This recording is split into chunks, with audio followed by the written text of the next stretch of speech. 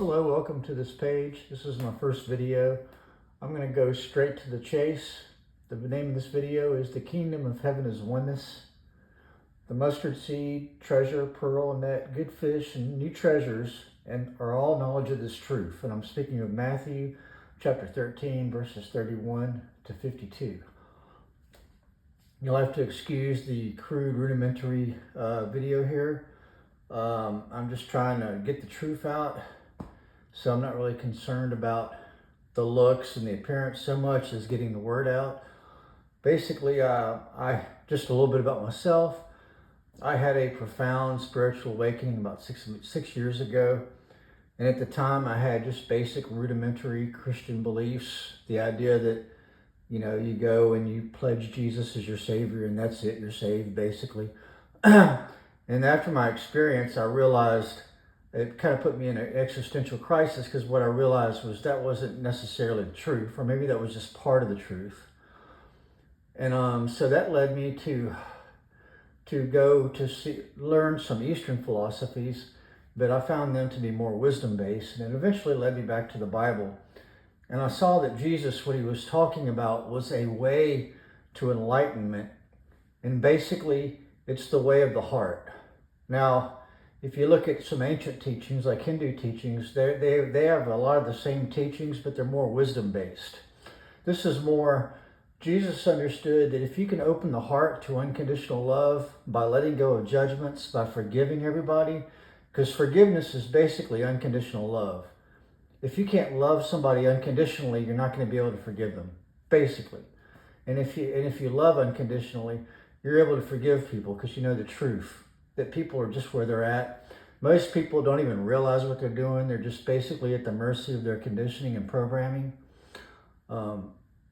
Basically triggers are just algorithms running in somebody's self-conscious, basically.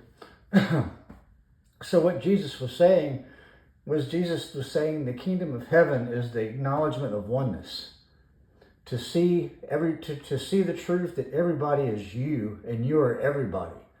And it really goes further than that. It's really the entire universe is you.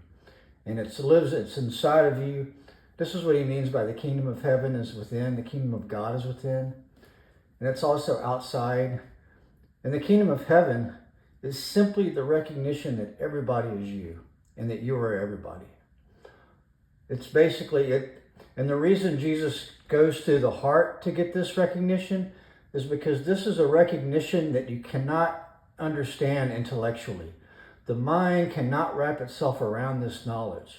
It has to be understood through the heart. And you have to see it and experience it through unconditional love and seeing oneness in everything. And the only way to do that is to let go of judgments and to let go of unforgiveness and to let go and to balance these lower emotions. Basically overcoming our animal nature and becoming human by getting into the heart. And I'm talking about the energetic heart, which is basically the seat of unconditional love.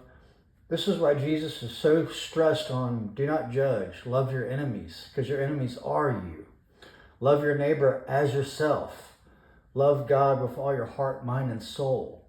God is basically everything. It's the same thing that the Hindus and these other people have taught. I think the Buddha said, when I became enlightened, the world became enlightened with me. Because he understood that everybody was one. Everybody was basically him. The Hindus, they understand the same thing. They call it Advaita, or I think it's called. It's basically Brahman and Atman, the Father and the Son. It's when you realize this truth. And that's Jesus, love your neighbor as yourself. He was being strict about this. This wasn't a parable. This was a strict truth. Love your neighbor as yourself because your neighbor is you. And see, this is a hard truth for the mind. The mind can't really grasp this.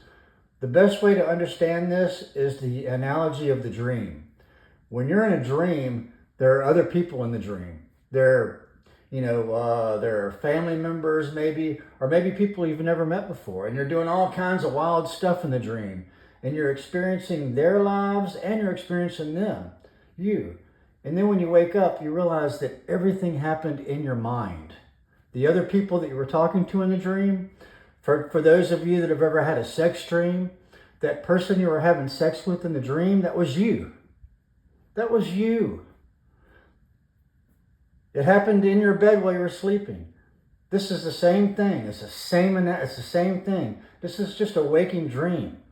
This is why you hear people say life is a dream, or living the dream, or use your illusion, to use a name from, I think, Guns N' Roses album, Use Your Illusion. You know, it's hidden in plain sight. It's all over the place. You know, Jesus talks about atonement. Atonement literally is at one. The atonement for sin is seeing oneness. This is the truth of the kingdom of heaven. The sin is the idea of separation. So anyway, let's go into this. I'm going straight to the kingdom of heaven here. These are kingdom of heaven remarks from Jesus from Matthew chapter 13. Basically the second half of the chapter, I think from like 30 to 52, I believe, or 31 to 52. I have it right there, and I'm going to have it in the description. So let's start with the first one. He told them another parable. The kingdom of heaven is like a mustard seed, which a man took and planted in the field. Though it's the smallest of all seeds, when it grows, it is the largest of garden plants and becomes a tree, so that the birds come and perch on its branches. The mustard seed is the truth of oneness, that everybody is you, and you're everybody. This is the mustard seed. The field that you're planting it in is your heart. When you can only really truly experience this through the heart. The mind just cannot really grapple with this until it's sowed in the heart. Once it's sowed in the heart, it can become aligned with the mind. This is also what Jesus was talking about praying and about worshiping in spirit and truth. Spirit and truth is heart and mind. The worship, you know, the lady at the well, worshipers, I'm looking for worshipers that worship in the spirit and in truth. Spirit is heart, truth is mind. Open heart, open mind. So the kingdom of heaven is like a mustard seed. That's the truth. Planted in the field of the heart. Though it's the smallest of seeds, it's a very basic truth. Once it grows, once you see it in other people, you see yourself in other people, you see the oneness, it becomes the largest of plants and becomes a tree. Notably, the tree of life, as opposed to the tree of the knowledge of good and evil, which is duality and separation, so that the birds may come and perch on its branches. He told them still yet another parable. The kingdom of heaven is like yeast that a woman took and mixed with 60 pounds of flour until it worked all through the dough. The yeast is the truth. The yeast is the truth of oneness, that everybody is you, and you're everybody. That a woman took and mixed with 60 pounds. The 60 pounds was basically the mind and the body. And she added the spirit of the truth to the mind and the body. In other words, her heart opened. And she worked it all through the dough. She worked it all through the heart, all through the mind. It became her, she embodied that truth. And that's when she entered the kingdom of heaven. The kingdom of heaven is like a treasure hidden in a field. When a man found it, he hid it again, and then in his joy went and sold all he had and bought that field.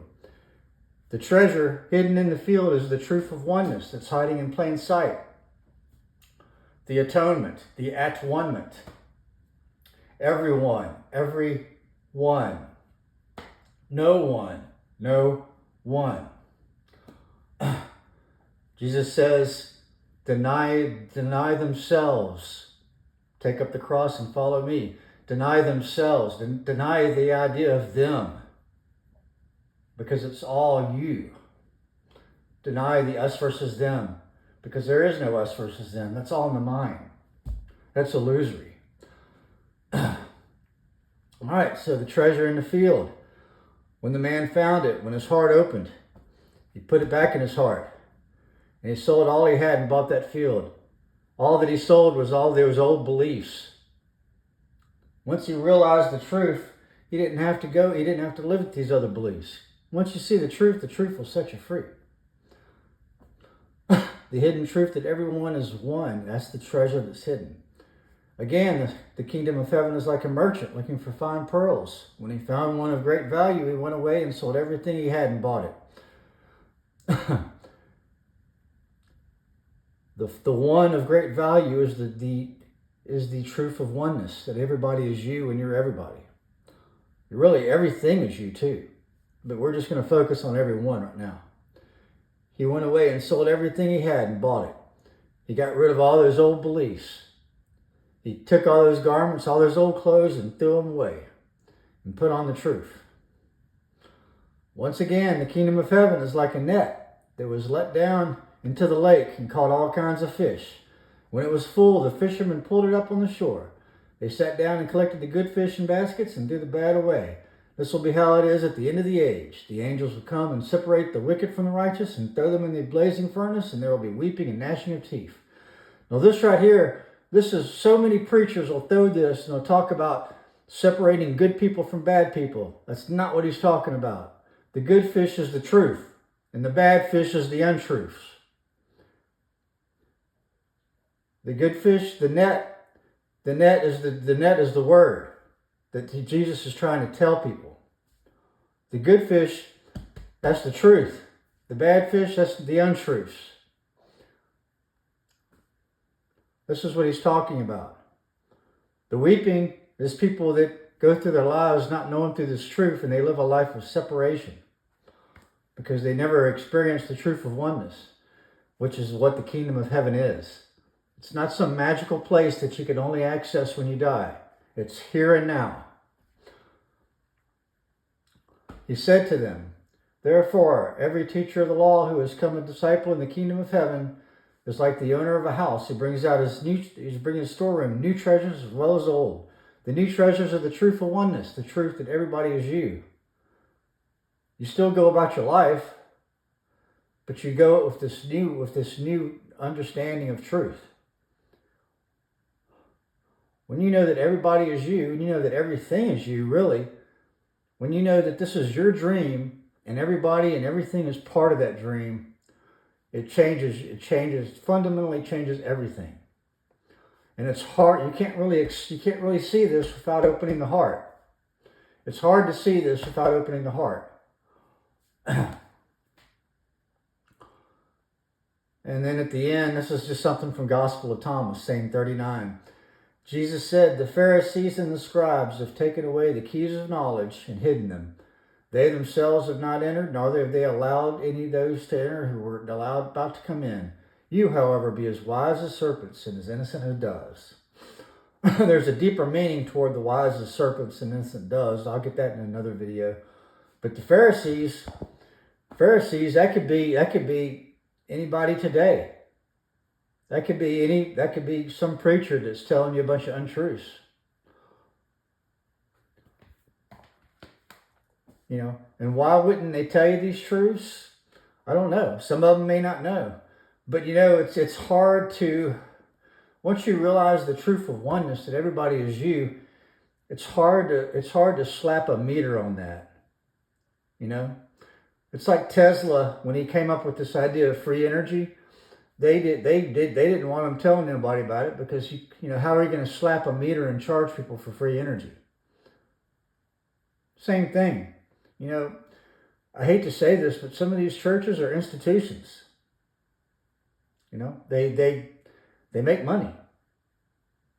You know, and so they got to keep you coming back. But anyway, that's the truth. That's the truth of oneness. That's the kingdom of heaven.